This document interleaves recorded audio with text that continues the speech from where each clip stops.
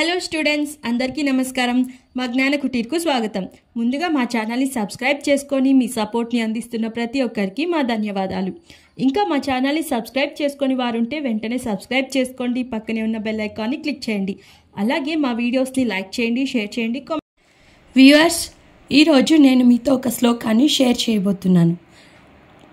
ఓం కరాగ్రే వసతే లక్ష్మీ, करमध्ये सरस्वती, करमूले स्थिते गौरी, ప్రభాతే కరదర్శనం. అర్థం: మన అరచేతుల యందు ముందు భాగంలో లక్ష్మీదేవి, మధ్యలో సరస్వతీదేవి, మూల భాగం యందు గౌరీదేవి ఉంటారట.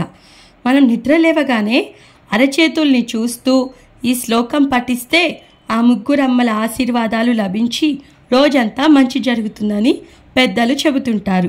ఈ మంత్రం రోజువారి పనులకు, శ్రేయస్సుకు, జ్ఞానం కోసం మరియు రక్షణ కోసం పఠించబడుతుంది. సో వ్యూయర్స్, మీరు కూడా ఈ శ్లోకాన్ని పఠించి ప్రతిరోజు అమ్మవారి ఆశీర్వాదాలతో మంచి రోజుగా మార్చుకుందాం. ధన్యవాదాలు.